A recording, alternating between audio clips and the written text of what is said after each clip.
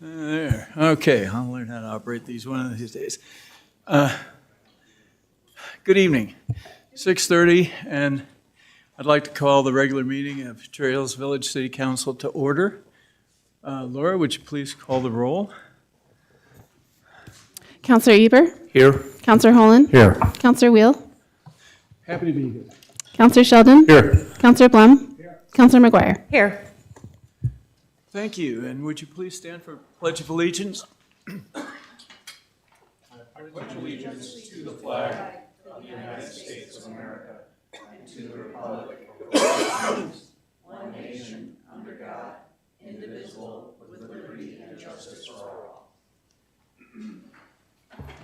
Thank you. Tonight, we have a special presentation from our friends at Dr. Cog.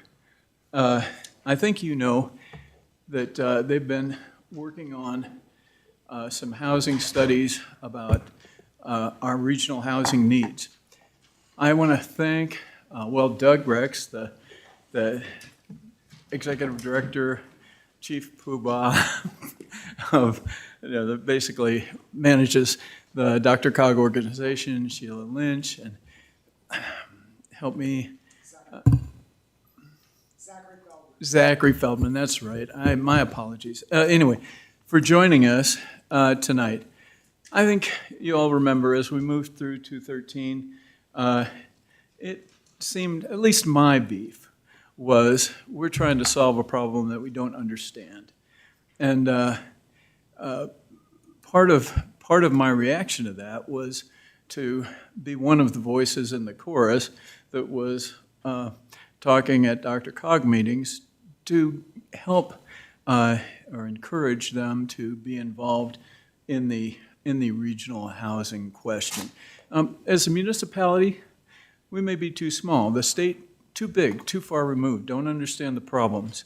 And in that sense, I think a regional solution, and maybe going forward, something closer to a sub-regional solution will start to make better sense and get us better solutions.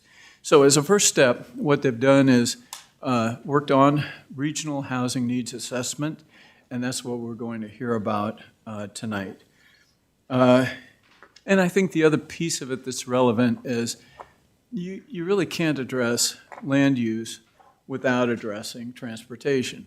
And Dr. Cog is our MPO, Metropolitan Planning Organization, which plans transportation.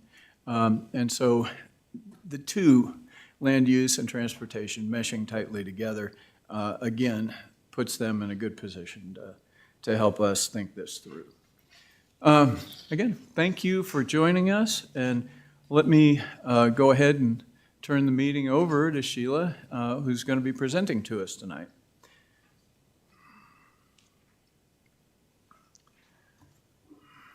Good evening. Thank you for having us here this evening. As Mayor Pro Tem Wheel mentioned, my name is Sheila Lynch. I'm the Director of Regional Planning and Development at Dr. Cog. I'm joined by Zachary Feldman, our Manager for Data Science and Analytics. And we're really pleased to be here this evening for a number of reasons. Can I move this a bit? There we go. Okay, good. Couldn't see my height. So we're really pleased to be here this evening. We've spent the last year developing this regional housing needs assessment. We're excited to be out in our local government sharing with you the findings. The three things that we'll cover this evening. First is, I'm going to start with a little bit of background about Dr. Cog just to make sure everybody's aware of who we are and what we do. Then Zach is going to walk us through the findings and what we learned through our regional housing needs assessment. And then the last thing that we'd like to cover is just give you a sense of where we're headed next with our housing work. And so we hope that'll kind of cover most of it, and we hope that we get great questions because we'd love to continue the conversation.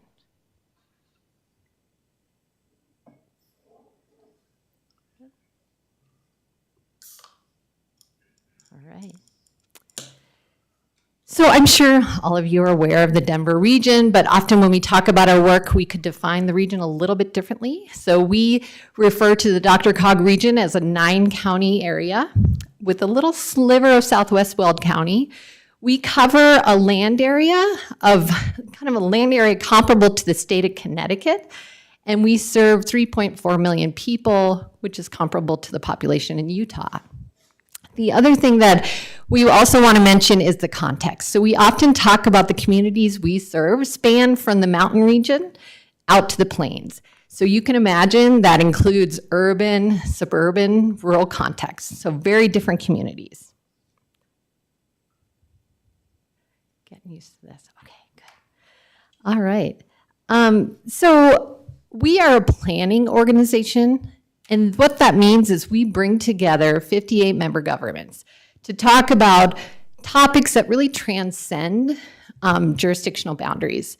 We often kind of bucket those three areas into transportation and personal mobility, growth and development, and aging and disability resources. And in that, also want to mention our roles. So we have formal roles as a regional entity. The first, we're a metropolitan planning organization. That's a federal designation that we play a role in helping to both plan for and facilitate funding for transportation. The second role that we have is as a regional planning commission. That authority is given to us through state statute. And then our last role is as an area agency on aging. That is also a federal designation given to us through the Older Americans Act.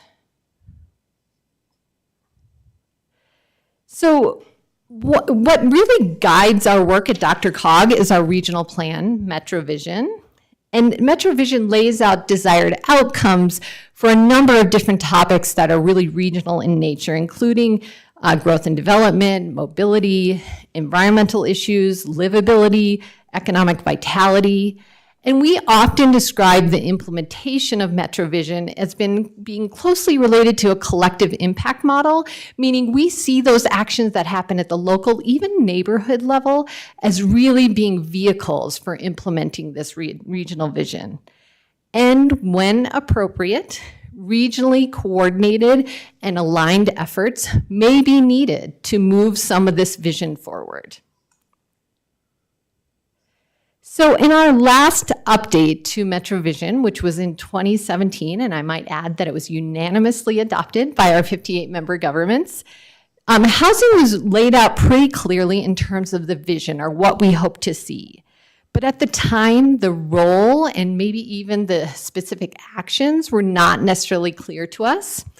But over the last 3 years, DRCOG's board began to contemplate how DRCOG may add value to the housing conversation. And the role for DRCOG and the appropriate path for engaging local governments were the topic of a number of different conversations at our board level. I think we had 2 different board retreats on it over those 3 years. We also had many different work sessions to really get it right and to develop a process or the next steps that made the most sense for our organization. The other thing I will mention is that there's other context that probably helped with the timing of DRCOG stepping into the space of looking at housing. And that is that the Bipartisan Infrastructure Bill of 2021, in addition to unlocking a lot of funding for transportation, for broadband, among other things, it also added a planning factor for metropolitan planning organizations that they now must consider housing as they go about their planning work. Now, I will pause to just point out that this does not mean we weren't thinking about housing before. It just gives us a very specific charge as a metropolitan planning organization to consider housing in these decisions. And we did not enter into this work lightly. We spent some time learning from other regions. We had interviews with the 7 regions listed on this slide. We identified these regions. One, we wanted some geographic diversity, and these were regions that, as we explored and had conversations, people recommended that we reconnect with these organizations and hear a little bit about their housing work. I'll also add that all these groups did not start with an assessment. They started their housing work in a number of different ways, but some of the things that we learned through those conversations, one, almost all of them stressed how important it is to understand the unique context that you're working in. And so we brought that forward into our regional housing assessment, and we're really clear that we wanted to understand what's really happening in Denver. While housing affordability is a challenge across the nation, we knew that there are also factors within Denver, that the Denver region, that we wanted to make sure we were thinking about through this work. The other thing that some of them mentioned was that action without strategy will make it very difficult to both measure progress, but also to prioritize resources, because we don't have endless resources in this pursuit. The other thing that we heard from several of these groups was that we need to be careful when we step into this work as a regional entity to ensure that we're aligning with our local governments, making sure that the actions at the local level are aligned with what we plan to do regionally. One other thing they mentioned was that you can't just study, you need to be thinking about implementation and sustainability of this work from the beginning. So we started thinking about, okay, well, if we step into this work, what is the true benefit of looking at housing regionally? One thing we know is that housing markets operate in a regional context. They don't necessarily operate in a jurisdictional context or a local government context. And so that's very important to understand. So we recognize that the benefits of taking this regional approach would both align us around a data-driven approach to really be using the same kind of data to understand the problem regionally. We know that this work is complex, and so bringing together strategic partners is really important. We also know that housing aligned with transportation, aligned with economic development is a really important context. We can't just work on housing alone. We need to integrate this into our other work. And we heard from many of our member governments that they saw the benefit that if we came together regionally, we have more opportunity to secure funding for the work that we want to do.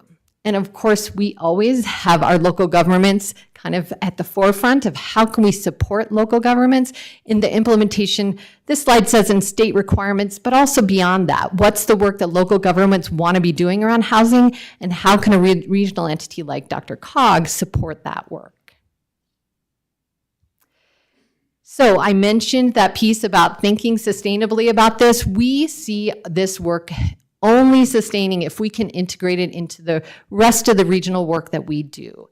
And so we started with the needs assessment, finished that up in July, and that's what we're here to share with you today. But this work will continue. We are in the process of looking for a consultant team to help us with a regional housing strategy that will kick off in December, and that'll take us a little bit more than a year to complete. And then our ultimate goal is that this work integrates into our next update to MetroVision and also the update to our regional transportation plans. So now I'm going to pass it over to Zach, and he'll walk us through the findings of the report.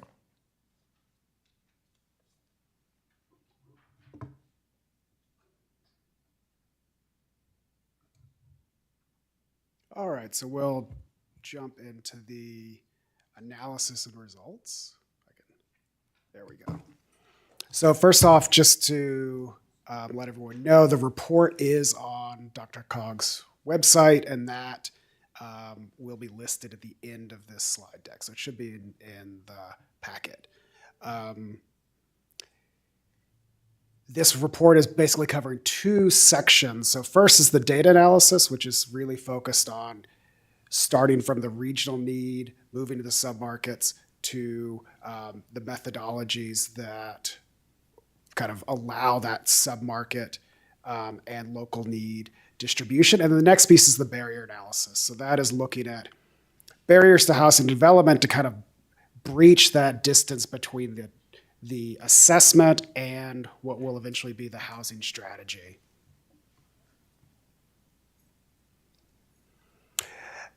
A handful of key findings are going to be really important for this region. So the first is that while there have been big ups and downs, so that the housing crisis showed a big weakness in this region's and the country's ability to build housing. We're still recovering from that.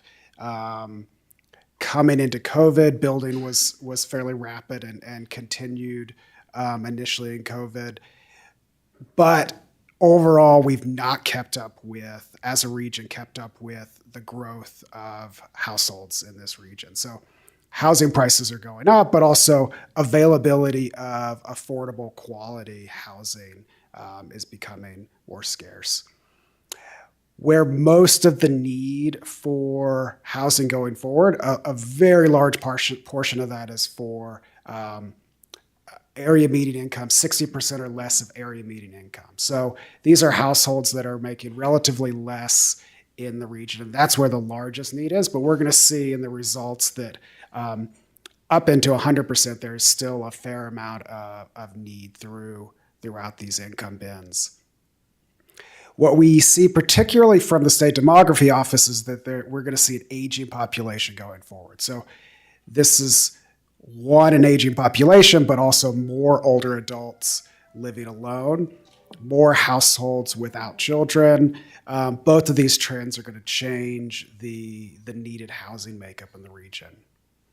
And also with our modeling, we see that housing type and affordability are very unevenly distributed across the region. Okay, so let's jump into the big number. So 511,000 housing units by 2050. The easiest way to think about this is if we look at the State Demography Office forecast about to 2050, look at the current housing stock and kind of analyze that gap. That roughly gets us around this 511,000 units. There's some subtlety we'll go into right now, but generally that's the case. We look at what the demography office tells us is going to happen in this region, and we see how many housing units we need. Where things change a bit is current need. So current need is really from two components. One, underproduction. So what would our region look like if we had a more reasonable vacancy rate? So vacancies are extremely low in this region. A higher functioning housing market would have a higher vacancy rate. So some of that 52,000 is accounting for a higher vacancy rate. Some of it is household creation. So if there were more young adults who weren't living with other adults, if there weren't people living with parents that were adult children, if there weren't older adults doubling up that maybe didn't want to, there would be additional need for housing. And this current need includes need for unhoused households as well. Future need is much more straightforward. It's really focusing on how many households will there be, how many units do we have now, with the caveat that we're assuming a higher vacancy rate than we have now to be consistent with a more liquid and highly functioning housing market. Here we see the distribution of need by income, and here is where we can start to see that there's a lot of need in the lower income bins. So 300,000 units are landing in the 0 to 60% AMI. Part of the reason that so much is landing in the lower AMI is because that currently many households, in some jurisdictions, we're talking upwards of 50, 60% of households are housing burdened. So they're spending 30% or more of their income on housing, in a lot of cases, 50% or more of their income on housing. So that a lot of these households are severely housing burdened. If enough housing was built, those households would move down lower into the AMI distribution in terms of affordability. And here's another kind of callback to that change in age that we're expecting. So here we can look at 2023 versus 2050, and we see that we're going to have fewer children, fewer young adults, and more older adults. And this is going to have implications on transportation and requirements of housing types going forward.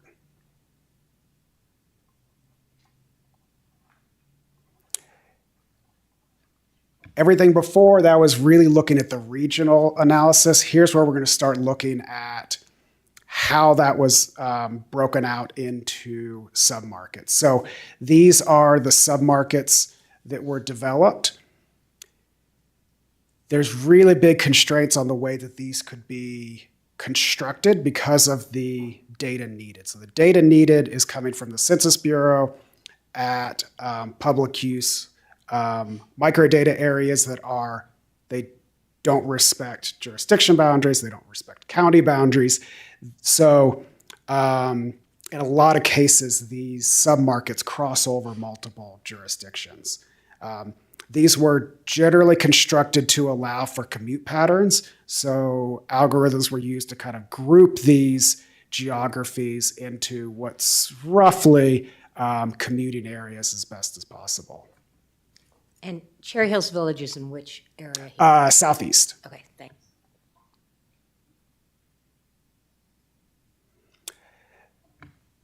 What we're really looking at with identified submarkets and local housing needs is really trying to focus on projections into the future. So we're looking at current population, current employment, future population, future employment. We're also bringing in information on affordable units and vacancy rates, and we're bringing in information on current transit and future transit, as well as commute times, to really take a holistic look at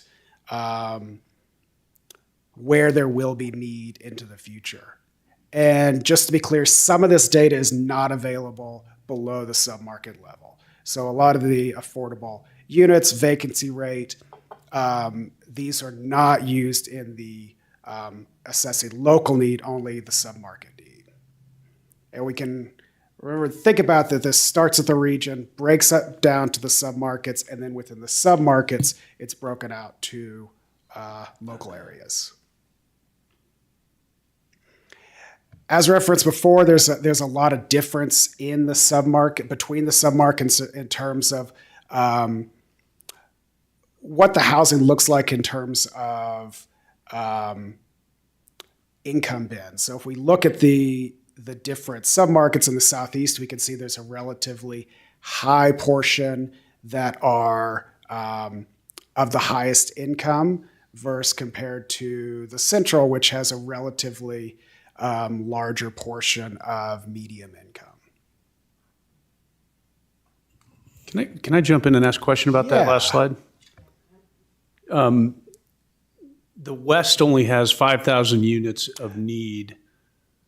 Yeah. And I guess what I'm curious about is that because of the geographic constraint with the hogback and it's mostly built out already and there's just not enough volume of land left to build additional housing stock?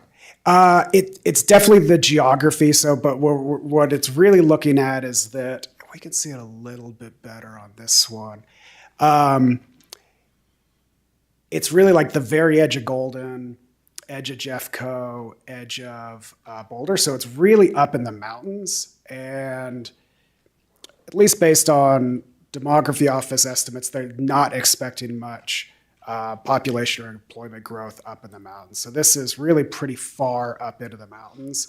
So the Southeast and bits of the Central are going to be hitting much more of Jeffco and Lakewood, for example, where we would expect more growth. So just to put this map into perspective, how far south is the Southeast area going and how far north is the north going? I'm just trying to get So this is the edge of the DRCOG regions. This is the bottom edge of Douglas County. And if we look kind of right around here, like this kind of Golden is in north, central, west, and central. So that little corner, you can kind of nail down where Golden is and kind of start placing the rest of the region. And the top of the north is Thornton.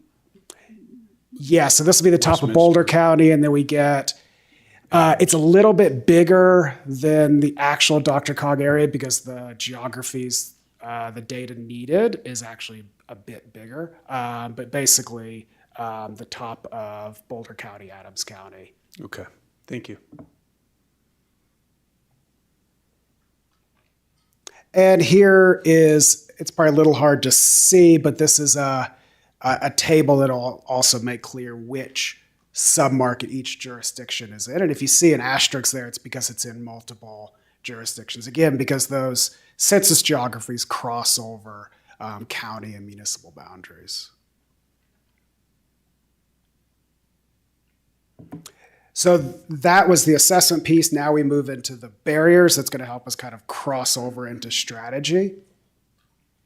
And this was a pretty large undertaking. So over 200 individuals, focus groups, one-on-one conversations from a lot of different actors in the region. Developers, those from housing finance, those more involved in affordable. So a huge group of folks was involved in constructing this list of barriers. And they were categorized into 5 groupings. And I think the important thing to see from this is that land use and zoning is only one of those, that there are a lot of areas around infrastructure, funding and finance, development costs, market factors, and all of these are interacted with each other. So this is not generally just a land use and zoning problem. There's barriers in a lot of different areas that the housing strategy will tackle. Where would the barriers come, where they come from the city? Where do those show up under these categories? For example, City of Denver is very difficult to build in. Not with zoning, but I'm talking about building and. Yeah, so that's going to come in. Some of that will be land use and zoning, where the actual zoning itself. A lot of that's going to come in development costs. So if a developer needs to spend a much longer runway to get a project approved, if there's more risk to a development, a developer may not start projects that would otherwise be feasible, but because of that risk and because of those lead times, it no longer pencils out as a viable project. So a lot of that's going to land in development costs and market factors. I think this is a good summary, but we've seen, as a developer, we've seen more problems with cities being hindrances. It's not with zoning, it's with the building going vertical, with building apartments and those things. So that's my additional category of a barrier, that we've seen more than these. Well, and I think these are generally pretty large bins. So infrastructure would also include issues around tap fees, difficulties getting electricity to larger developments. These are pretty large bins that are really more constructed to kind of help frame the conversation and less as like an exhausted list. Like inside of these bins are a lot of these issues that you're mentioning. And I'm going to pass back to Sheila for the strategy. All right. So as I mentioned at the beginning, the assessment was just the first step or entree into this work. The point of the assessment really overall was for as a region to understand the scale and scope of this housing challenge, not necessarily to pin down a number for each jurisdiction to hold on to and have to be responsible for, but in order to launch into what our next step is, which is a regional housing strategy, we needed to have a better understanding of what are those barriers that Zach just went over, and what are we talking about? Is this a 50,000 unit problem or a 500,000 unit problem? And so what our next step is we plan to bring together stakeholders to further the conversation and to look at what can we be doing regionally across many jurisdictions in order to support local government's efforts and to really move the needle on trying to address housing need. And so early on in our process with the assessment, one of the conversations that we had with our advisory group, and then we reaffirmed this in some of the focus groups we had, is So what is the real purpose here for Dr. Cog to lead this effort? And so this slide just summarizes a lot of what we've already mentioned this evening. But one, that we want to further implementing our regional plan, the regional plan that 58 member governments said, gave a thumbs up to. And we recognize that Dr. Cog is a leader when it comes to data, and we want to be a resource to develop a consistent and data-informed and equity-centered approach to analyzing housing need and developing strategies to address those.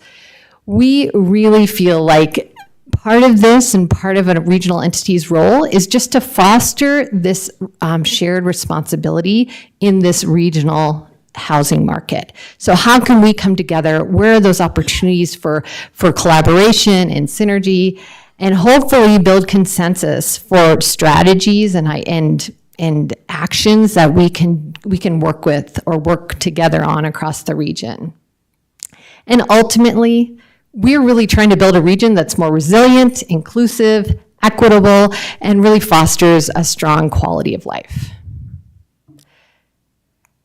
So our advisory group, one of the last meetings they had at the end of helping us with this assessment was they knew we were launching into a strategy, and we said, help us set some guiding principles so that we start off this strategy work informed by the work that's gone before. So this lists the key principles that we will carry forward into our housing strategy work. And one of the things that I like to keep in mind is that we're hoping our housing strategy is not just the low-hanging fruit, as some refer to it as, or those short-term fixes. It hopefully will be a balance of, yes, let's do some actions we can move on in the short term, but what do we really need to be thinking long-term? Because as I mentioned, all of this work we want to bring into our MetroVision regional plan and our regional transportation planning work. I'll just give a timeline, some specifics. I mentioned earlier in the presentation, but we hope to launch our regional housing strategy in December. And we hope that all of you are interested and willing to engage. In fact, I hear that we may be looking for a new Dr. Cog member from this board. So we hope that, your city is ready to jump in, your staff is ready to jump in and assist us with that effort. And I think that's all we have. Zach mentioned there is a link on these slides to our webpage that will give you the full draft report. We also, one deliverable that we didn't want to go into today, but we're happy to go into another time, is that we did have one deliverable from our consultants where they essentially took all the data analysis and put it into an interactive dashboard. So there is a link to that on our webpage as well. And that's all we have. We'd love to entertain questions.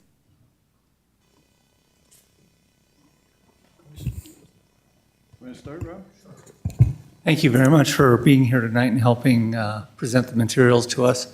One of the questions that I wanted to ask a little bit is, there it seemed like as we were going through 213 a couple of years ago or sessions ago, and then we're always talking about is the link on the transportation side with housing. And it goes directly to the question of, how is Dr. Cog working with the transportation side on, getting RTD to actually be able to provide competent service? Because I think that you can have plans to have transportation in a lot of places, and if RTD is not able to fulfill that, we haven't solved any problems. So how much linkage is there in terms of being able to make actual recommendations about RTD? Yeah, sure. I might invite up our executive director to talk about this because he's deep in this conversation with RTD.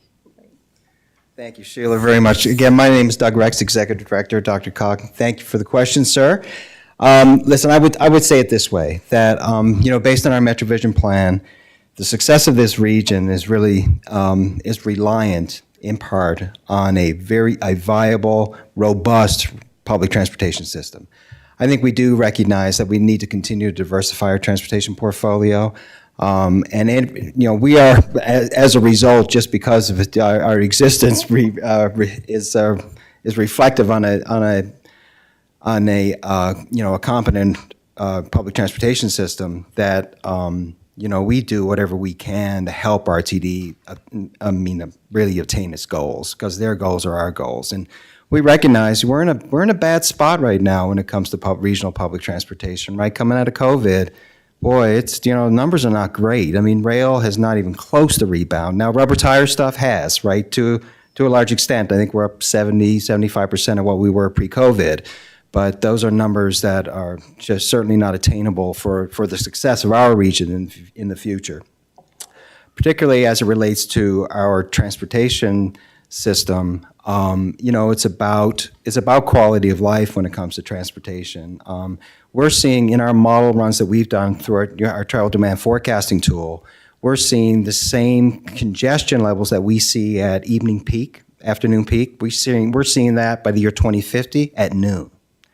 So that'll give you some idea of, I don't think anybody in this room or listening, that's a world in which we want to live in, right? So we have to find ways to be able to either eliminate the trips and have, folks are telecommuting more, of course, or with proximity to work or to shopping or whatever that is, having those mixed-use types developments. But whatever the answer is, it's something that, it's a real quagmire for us that we're trying to figure out. Well, I think that actually is one of the things that I was curious about. First of all, how many 511,000 units? How many people what is assumed as per unit? 4? So it's actually going to vary a bit across the region. Yeah, but on average. So where I'm going is, we're looking at more my like first struggle was like 2 million people Yeah, no, in we're just looking, our area. We're probably looking at more like 2.2, 2.3. Yeah, I almost find that inconceivable. I mean, it's like, what's Colorado going to be then in total then? I mean, what are we going to jump up to, like the top 10 states or what? I mean, it really strikes me as strange in that regard. But then going on what you were just talking about, and again, I thought the T-Rex project was one of the best civil engineering projects I've ever seen. When I compare it to what Atlanta did in terms of structuring versus, and it was amazing how well that went. And it's at capacity now. And there's nowhere to go. And you're talking about you don't have good bus service and our rail service isn't there. You throw 2 million people on top of this without anything going, and there's really nothing you can do about the automobile transportation. I guess everybody will have a house if we're successful, and they won't go anywhere. They won't go anywhere. And then you start talking about the telecommuting, which I agree with at that point in time.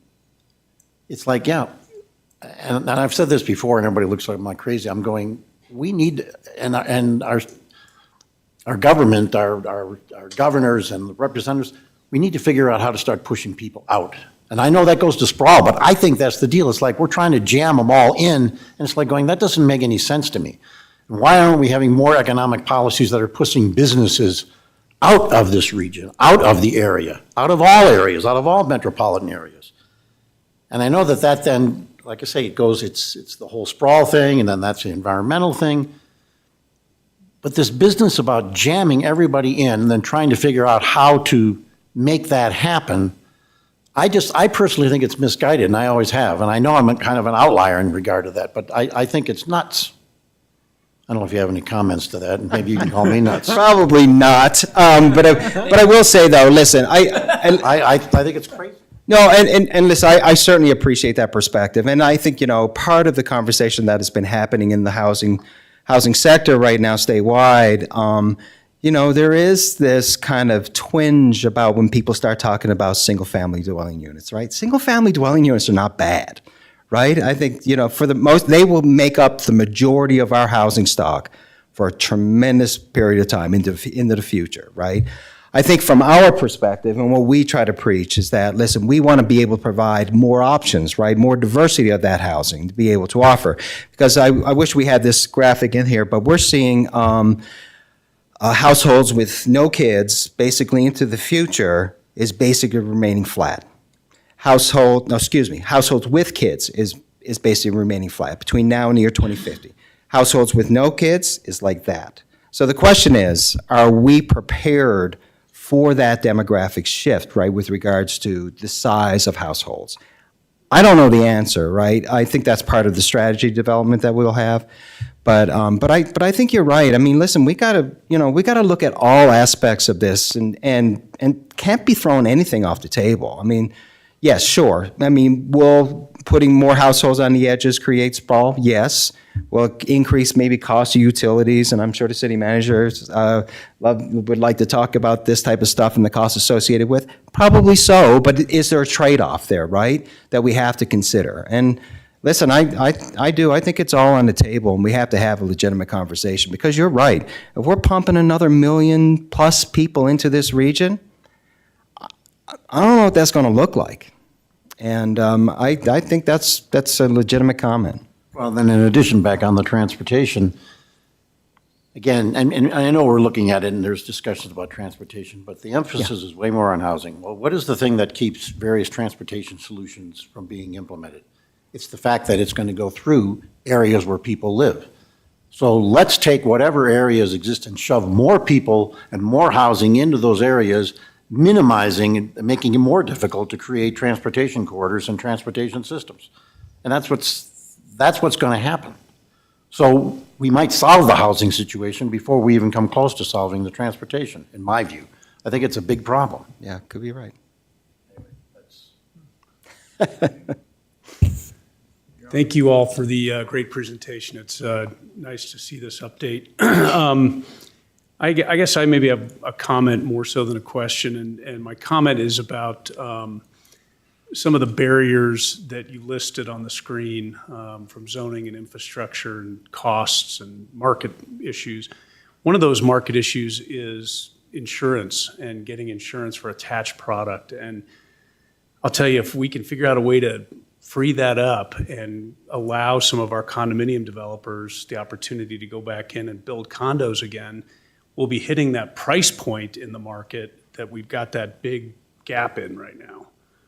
We saw tons of $600,000 homes in your bar chart, but very few in the $300,000 to $400,000 range, which is where that, 70 to 90% of AMI lands. If we can get that figured out, I think that'll free up a whole new housing stock for our state, which we really need. Well, I think you'll get head nods here. We were supportive, our board was supportive of 3 pieces of legislation that went through the General Assembly this year that neither one of them passed, related to condo development. What do they call it now? It's not construction defects anymore. Construction litigation reform. And we were disappointed that none of them, not even the study of it, really went forward, which was a bit surprising. But anyway, listen, that is one that I think, there has to be a conversation. I think it's like condo starts have been less than 5%, something like that, of total starts. I mean, that's just, they're considered, entry-level homes for people, allow people to begin to build equity, those types of things on those. So I fully appreciate that. And listen, it sounds like you all have some background in this, and we'd love to have a conversation with you all as we go forward with the strategy so we can understand this a little bit more. I hope you'd be open to that. Well, too bad I am rolling off with Randy here. Well, we can get your number. I can't be the liaison, but you'll get someone good. That'd be great. Thank you. My additional comment really is because we focus on developing affordable housing, been known for the low-income housing tax credit programs and things like that. It's become so competitive and so hard to get to that it becomes very rare to do that. I mean, we're sitting on properties now that can't be developed because of a lack of federal funding and federal involvement. And ever since those programs have been cut, it's going to slow everything down as far as that. And what is available is just spread so thin throughout the state, in the entire state. We work a lot with Jaffa. It's just not available to produce anywhere near what you're showing here as a required, what the needs are in that area. So that's really my comment on affordable housing. The other thing, and I did comment earlier on, is the certain municipalities become very difficult to work with. Not on the zoning, because that's never been an issue, because they have to make a decision, but to get the support to try and get a project built, just through the building department. Just getting through the process? It's just, it's a mess, and I can Yeah. talk about certain municipalities where it's just become a nightmare. And a lot of us will not go to those municipalities anymore. But, I think that's a major barrier, and we're all dealing with the interest rates and market conditions, everything else. But that is something else that I think needs to be looked at. We agree. Yep, that was clear in our findings as well. Susan, anything? Can I go back to one more question? Yes, sir. If you looked on your map at the shortages and things, as we're progressively getting less and less availability at lower AMIs, what has been the trend is obviously that we have been building more expensive properties in the last 20 years. Mm-hmm. Is it by an inordinate rise that we're not building enough? Clearly we're not building enough of the lower AMI stuff. But my sense of looking at Denver is I keep looking out there and I see A-plus rental units being built that have bike garages and, pets washing stations and not basic housing. And how do you work on, which of those barriers is it that encourages more building of C-quality basic housing and less A++? Because it probably goes against the economic development people who say they want to bring in all these high-paying jobs, which then brings in high expensive rents that go with them. Yeah, that's a great question, comment. I'm not qualified to answer it, unfortunately. I don't know if Zach has an answer. So in terms of the first piece, how much construction is landing in those lower AMIs? It's basically none. So most of the existing housing for those lowest AMIs are going to be what we call naturally occurring affordable housing. So you're going to be mobile homes, older apartments, older houses, older smaller houses. We think of kind of the classic Denver area, 900 square foot, 800 square foot bungalow. That's the type of housing in those lower AMIs, and pretty much none is being built. If we are then answering the question of which of those barriers, it's definitely be all of them. They're so interconnected that it's not going to be a matter of what is the solution, but hitting everything at once, because it's such a difficult problem to hit those lower AMI bins. Any other questions? Well, I just might say, again, we really thank you for the opportunity to come here and talk to you about this today, and we would like to continue this conversation because I know there's some expertise that are on that dais and well, now or in the future, but we would like to have conversations with you all about this.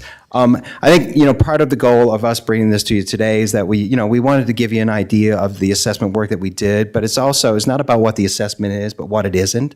It was an assessment of need. It wasn't an allocation of need, right? We believe those conversations are yet to be had, and quite frankly, that's to be had by you all local governments within a sub-regional context, right, within Arapahoe County, for example, to have those conversations to get an understanding of, where can those units be built.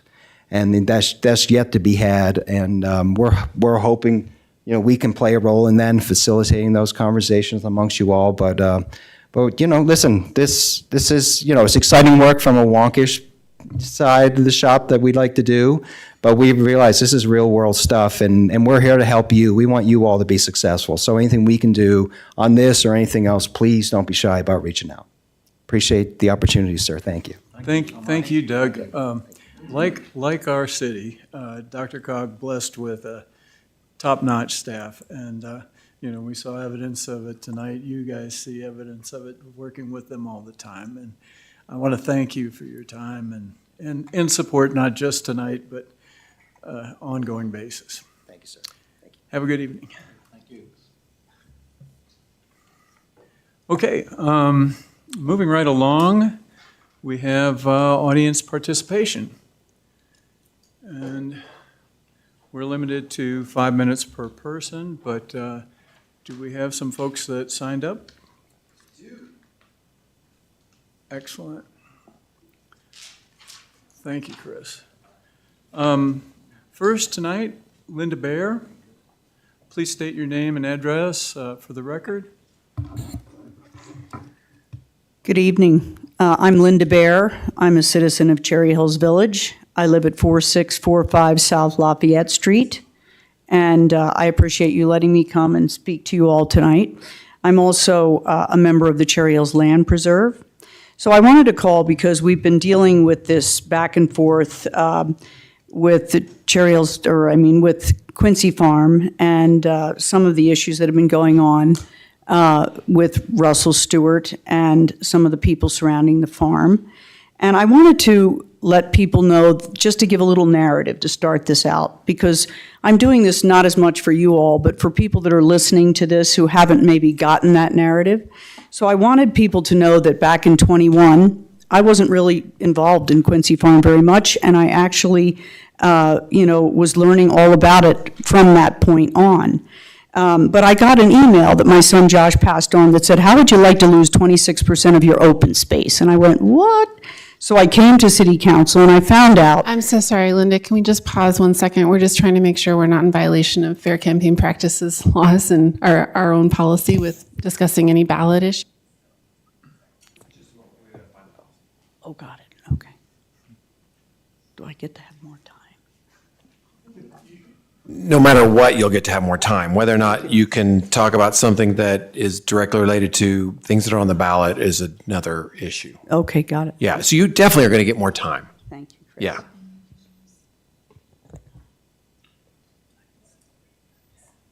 Sorry.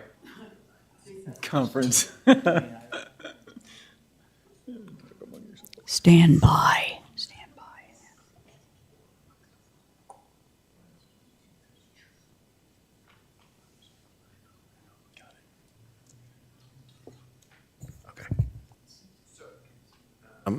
So we are dancing in the territory of some fair campaign issues. I would just ask that you stick to facts and refrain from maybe opinions.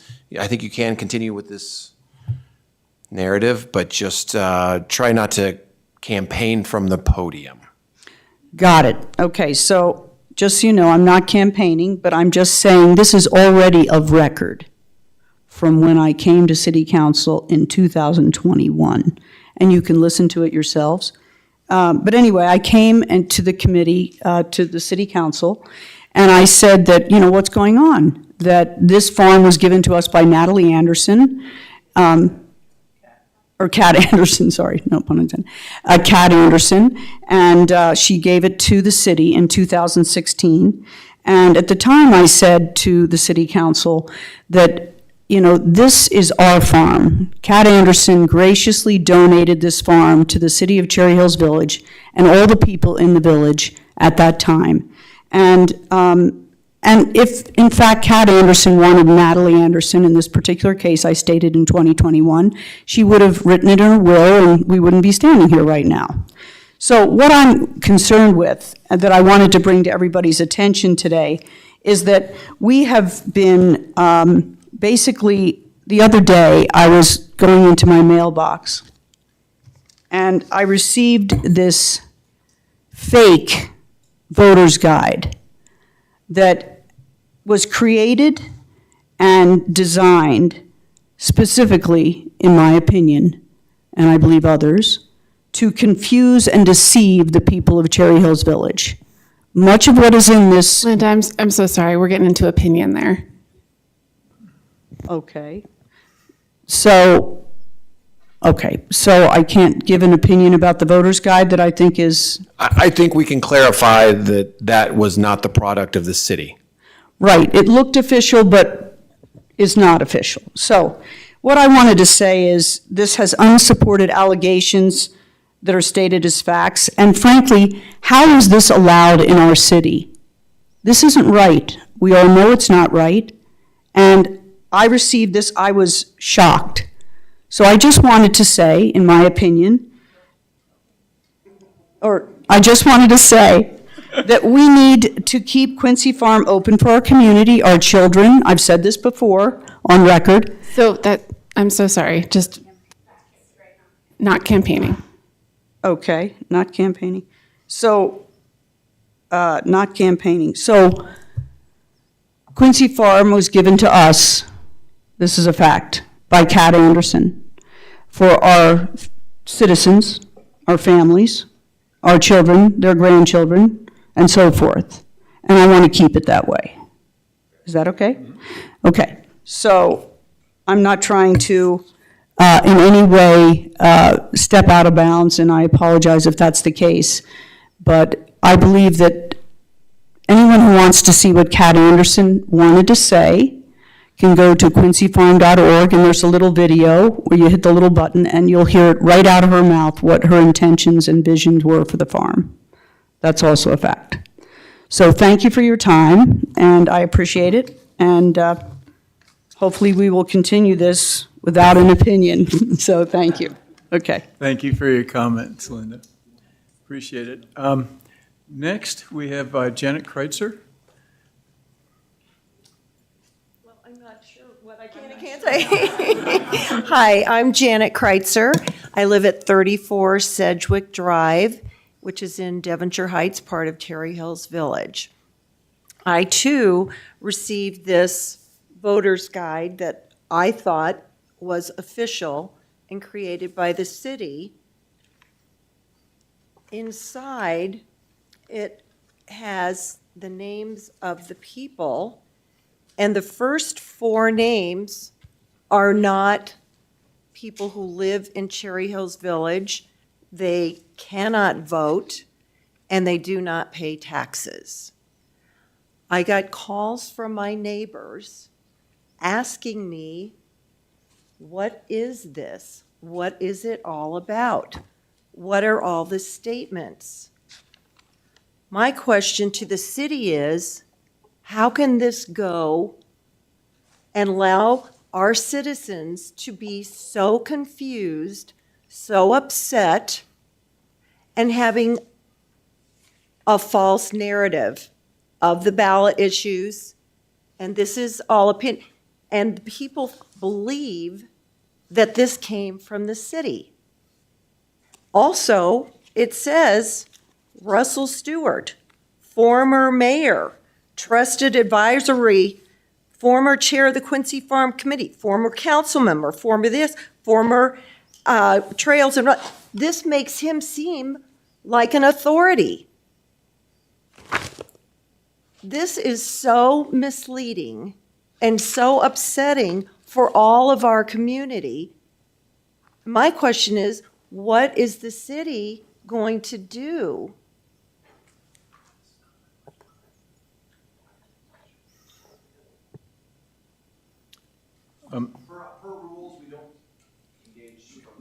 Right. So it's out there. What is the city going to do about such a nefarious, deceiving, So we're getting into opinion. deceptive, looks like real, and it's filled with lies? Thank you. Thank you, Janet. Chris, I don't know if you have anything to add. Related to the discussion about the voter guide that went out this week, the city did clarify on the website, on Nextdoor, in the Notify Me email list, that this was not produced by the city. This was not discussed by city council. The fact that it does have similar formatting to some of the official voting guides that are out there, while not certainly from the city's perspective, it creates confusion perhaps, but it's not something that we certainly have the opportunity to do anything about. It falls under sort of a First Amendment issue. So with all that said, we certainly want to clarify where it came from, and we did follow up aggressively on that front this week. Thank you. Any other comments from anybody who's joined us tonight that hasn't made a comment so far? Okay. Thank you very much for your input. I appreciate it. Reports from members of city boards and commissions. I don't think we have anybody present tonight, so we'll move past that. Moving to the consent agenda. Mayor Pro Tem, I'd like to pull the minutes from the consent agenda. Okay, we'll do that, which leaves nothing to vote on for the consent agenda. So let's talk about items that have been removed from the consent. So I just wasn't at the last council meeting. I will be recusing myself from voting on those minutes. And I was not also, so I don't know if that leaves a quorum to vote on that, since you're acting as mayor I tonight. can vote. Okay, then you're good. I've checked that. Okay, do I have a motion? Move approval of the minutes. Second. Excellent. Laura, would you? All in favor? Aye. Aye. Abstain. And abstain. Okay, so that's passed. Unfinished business.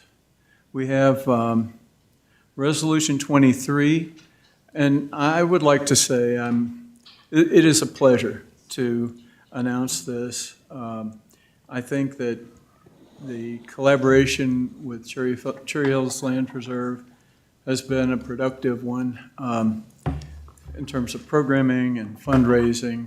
We had a long period when Russell was head of the Cherry Hills or the Quincy Farm Visioning Committee, or Commission, I should say. And 4 years, 3 years of that, 4 years of mayor, and things just weren't happening.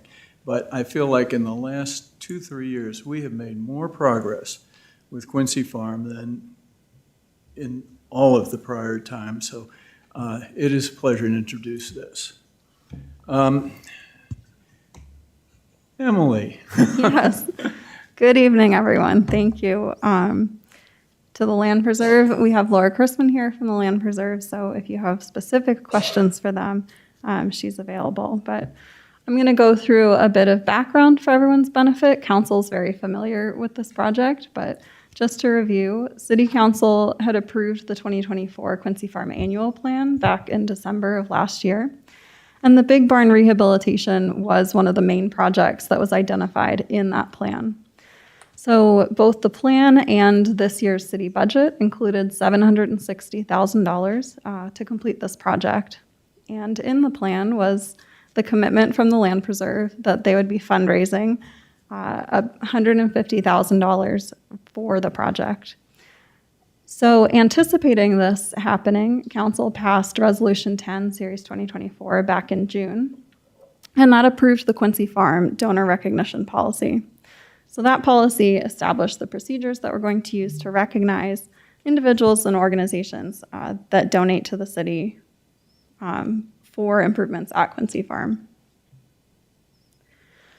So as a little refresher, the rehabilitation involves structural improvements that will make the barn safe for occupied use and keep it standing well into the future. So it will also create a small gathering space at the front of the barn in order to have educational events, and then we'll be preserving all of the stalls at the back of the barn to keep that historic, to keep the history alive. And then the outside of the barn is going to look pretty much exactly the same. So today, the barn rehab is underway, and the Cherry Hills Land Preserve has fundraised $125,000. So that's why we're in front of you tonight, so that you can accept that donation.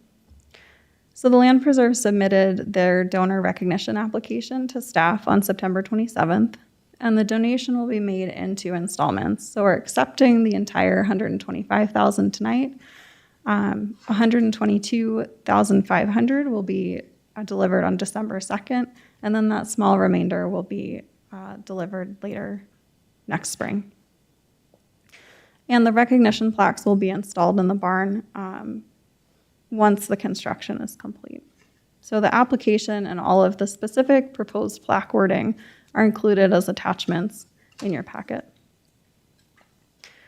The budget impact is that we'll be using this donation directly to offset that $760,000 in our own budget towards this project.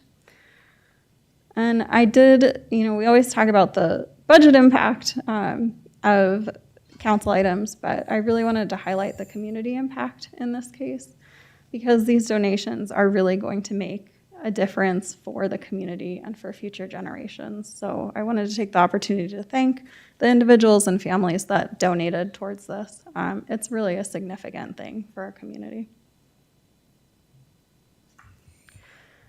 So I'm happy to answer any questions. Like I said, Laura Christman is here also. And if there aren't questions, I do have the recommended motion. Mayor, I've got a quick question. It relates to the 150,000 talked about originally. Is the Preserve going to continue to try to fundraise, I guess directed to you, Laura, try to fundraise the additional 25? Absolutely. We have had Name and some ups and downs. Name and. Oh, yes, just a minute. Is it on? Yes. Yeah. it's Okay. Laura Chrisman, 18 Cherry Lane Drive, president of the Cherry Hills Land Preserve. We've had some ups and downs in the fundraising, and I think you can all appreciate that people were seeing their stock portfolios do this. But for a long while, and then wondering what was going to happen with interest rates. And there was a lot of unknowns out there for people with their private portfolios and planning. And so people just wanted to step back a bit. I think with what's happening now, I'm not campaigning. We have to deal with that as well. But I do. Well, no, I think you can, I mean, I think that's I'd like to know that. I mean, are people responding to you in terms of whether they're willing to give or not with regard to what's going on with regard to the activities? Just will. it either is happening or it isn't. Well, some of the confusion arises from the fact that the Cherry Hills Land Preserve has had a DBA that has been registered called Friends of Quincy Farm. It's a registered DBA. A PAC took that, which legally they can do. And that has created a tremendous, and that happened last spring. And that has created confusion as to who is doing what when. And that is, we have acted very aggressively to explain who we are and what we are doing with the city on the farm.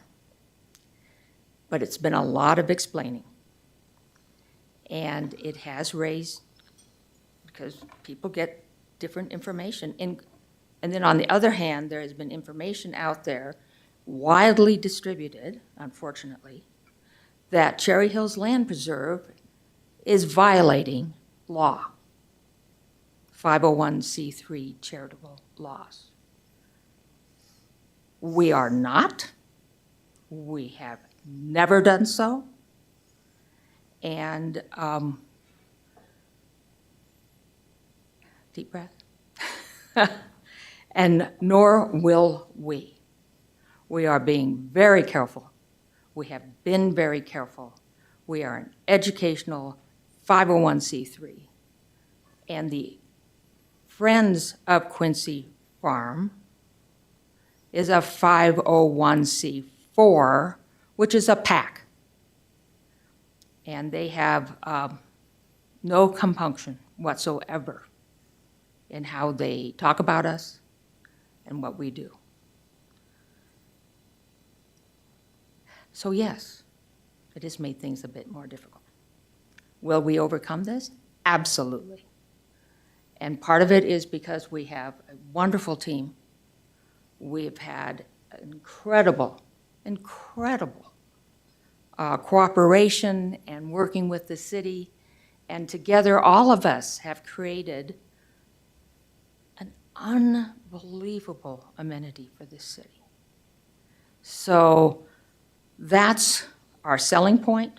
That is what we are using to raise money with. And yes, it has been a bit of a problem. but not one we can't overcome, because all of the people in this room and all of the people on Cherry Hills Land Preserve, including all of our volunteers and ambassadors, are people with a high moral value, great citizens, great volunteers, and very ethical. And these are the type of people that live in Cherry Hills, with, unfortunately, a few exceptions, not to be named. Yeah, I do get a little upset. But we're going to do this, and we're going to keep doing this, and we're going to get that last amount of money. Will we get it before the barn is done? Hopefully. At least the pledge. There are several people we are talking to right now who are interested. But, you know, there are issues. Thanks for a long answer to my short question, Laura. Yeah. So, okay, is that good? Can I calm down? Can I have a drink? But, yeah, we're doing it, and honestly, Emily and Jay, well, Chris, you just jumped into this recently, have been great. And this facility is going to be phenomenal. So thank you.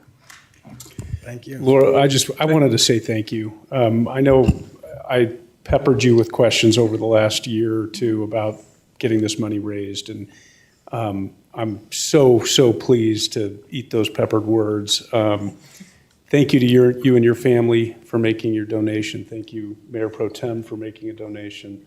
And all of those who are on this list. I think it's great. The work you're doing is great, and I am so pleased with the progress you've made and look forward to seeing that last little bit of the bucket get filled up. And it'll be done. I know that you saw both Judith and myself on there. It is not because we thought, oh my goodness, we'll never get this money raised. It's because for both of us, we were, well, we want to stall. And that's why we're there. So thank you. You know, Laura, Dan and Al and I will be not continuing on, but I should mention that Earl will be, and so he's going to be looking for that other 25,000 as the years go on. As will Susan. But I do think it's spectacular that you all have created additional funds that the city never would have seen for the benefit of Quincy Farms and ultimately the residents of the city. It's great. Yeah, Thank you. It's going to be great. Thank you, guys. Thank you. Absolutely. You want a motion, Randy? Okay. So we need to vote. So I move to approve Resolution 23, Series 2024, a resolution of the City Council of the City of Cherry Hills Village accepting a donation, gratefully accepting a donation from the Cherry Hills Land Preserve for the renovation of the big barn at Quincy Farm. Second? Okay. All in favor? I'll do it. Go ahead. All right. All in favor? Aye. Opposed?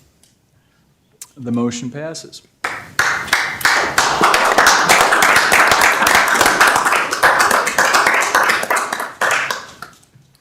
Okay. Reports. Why don't we just start with Susan? I have none. Okay. None also. No report. Rob? Couple quick things. Just want to say thank you to all city staff for continuing to make our life much easier as council members. I continue to get some comments about speed in the village. We do have the trailer out on Mansfield in particular, and that's been very helpful, I think, in terms of putting people back on notice again that there is a need to pay attention to safety and care within the village, at least in that particular part. I have seen you all out throughout the village as well, so I know that that is not the only area that you're concerned about, and I did want to say thank you for everything that you guys are doing. I also have gotten a number of comments that I've mentioned a little bit to Emily, but I will continue to do that, and that is concerning potential recreational trail along the north side of Mansfield between Colorado Boulevard and Dahlia. We've talked about it before, I think in retreat, as well as during the initial budget issues last year. And it needs to start and percolate its way up through PTRC. But I think I'm going to be trying to see about the different stakeholders in the neighborhoods to work a little bit more on that as well, and see if we can get either a path forward or that it doesn't happen. But if it does and there is an interest, to see if we can start planning for the budgeting side of it. And third, again, very cognizant of our campaign finance requirements. I just want to report that I've been getting a large number of comments from constituents about the voter election guide that is not in an official city document. And I will just tell you that on my report, people are pissed that they received this document. I have no report. Well, okay, let me, first of all, I want a shout out for our police department and police chief. I was impressed with the reduction across the board in crimes this year versus same time last year. Very impressive. What you're doing is working very well. And I please pass that on to the rest of the crew.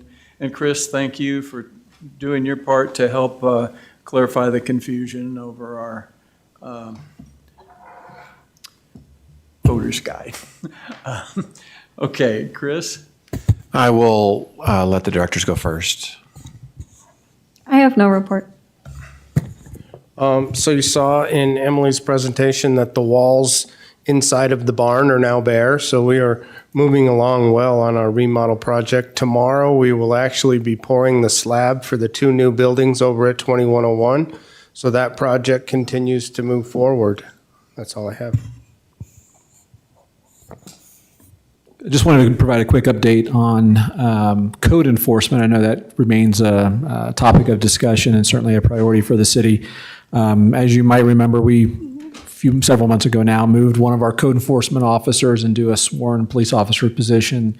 He's attending the police academy and graduates in December. As a result of that movement, the second code enforcement position is yet to be filled. I did extend a conditional offer of employment today to a highly qualified candidate, and assuming that selection process continues, they should be on board in about 2 weeks, which will then allow us to kind of pick back up in our both proactive and reactive responses to those municipal code violations. Right now, we only have a presence Wednesday through Saturday, and other staff is having to pick up the front side of the week. So just an update on that, and just to reaffirm that it does remain a priority for us in both certain responses and maintenance on some ongoing code enforcement issues. We've been very fortunate in gaining compliance on most of those things, and we'll continue to monitor those moving forward, including the area there on Dahlia north of Quincy that we discussed earlier. It is something that we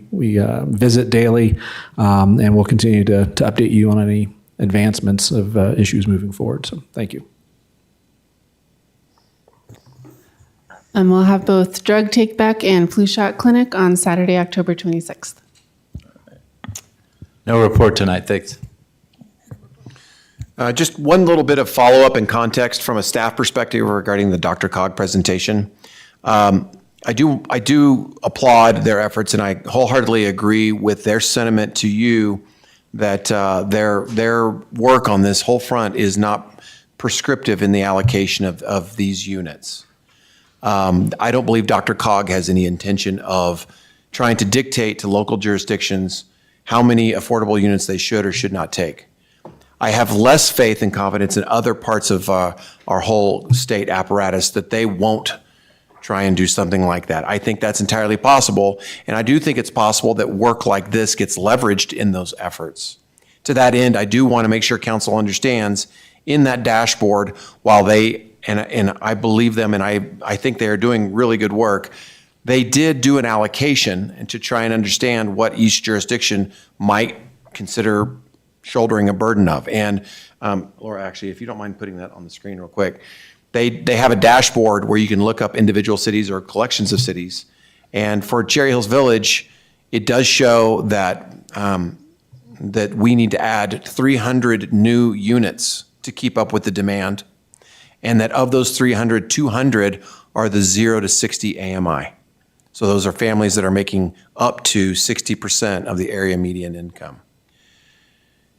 Obviously, I just want to add some disclaimers here. They are not looking at a lot of real world factors like the fact that we are built out. They are not looking at a lot of those factors. It is more of an allocation, almost based on a statistical exercise than anything else. Remember that in one of the 3 housing bills that passed this last year, there is a requirement that each city do a housing needs assessment for their individual city, not a county, but their individual city. A lot of cities are choosing to use this one, or they're hoping they get to use this one for their individual city, this exact kind of analysis right here, because they don't have to pay for it. Again, this is another unfunded mandate. Everybody's got to do all these studies. They usually cost money. So there are a lot of folks who are going to be using the DRCOG report as a cost-saving measure. They often find that the numbers that are allocated are somewhat or similar to what they have maybe in their master plan or comprehensive plan, so it's a cost-saving measure. Every time that happens, though, these kinds of studies that have these kinds of allocations for communities like Cherry Hills Village get that much more validation from the state as a basis for requiring these in legislation. Again, that would be a state-level action. That is not DRCOG. I think everything they told you tonight was very straightforward and accurate. And they are not out here trying to prescribe 300 units for Cherry Hills Village. They're really just trying to give a measure of what the issues are. But I do think it's possible that this work gets leveraged by others. So I bring this to your attention so that you have more context. I think we're going to continue to hear more presentations like we've heard tonight. I think the state is going to be back around for maybe more potential bites at the apple as it comes to legislation on housing requirements. And I think as we go down the road on the 3 housing bills that have already passed, we are going to get faced with more and more challenges like what you hear tonight. So I personally find it invaluable that we all have a chance to hear presentations like tonight so we can start to understand what the dialogue is at the state level. If we want to be effective, we've got to be able to read the room. If we want to read the room, we got to know what the room is saying. And tonight, presentations like tonight help us do that. So nothing to do, no action to take. It's really just an FYI more than anything. And I have no other reports. Chris, may I ask you one question? The way I read this is at 301 units, using the number we heard tonight from the DRCOG representative, that they are expecting the population, if otherwise staying constant, would go up by approximately 650 people per, just in the next 30 years to cover that 300 units. So, I mean, that's just using the math that they presented to us tonight. So, 300 units right now, I look at this, pardon me?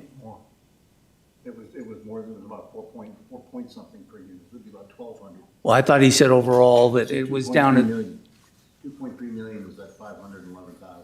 Oh, okay. So, 4 people per unit, it is an increase of 1,200 people in the village that has a population of approximately 6,500 right now. The Cherry Hills Village alone, if that was implemented, would have about almost a 20% rise in our population. And that, Rob, this screen right now is only through 2032. It doesn't go Correct. through 2050. That's just a 10-year local need. And the overall point of what you're making is well received, and I totally agree with it. I do want to say that most of the metrics that DOLA and the state demographer's office is using for a larger scale is 2.7 persons per household as a household size, not 4.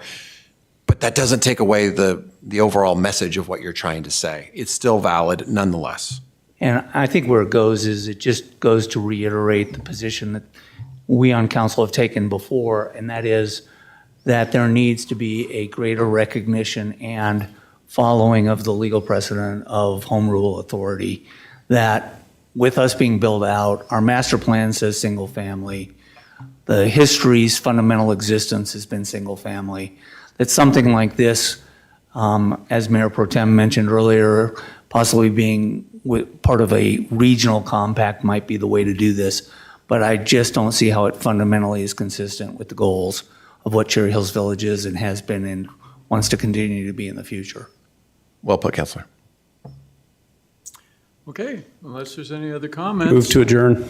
Yep. Okay, we're adjourned. Oh, yeah, well, you know, that's right. Here we go. Thank you. I know. Sure.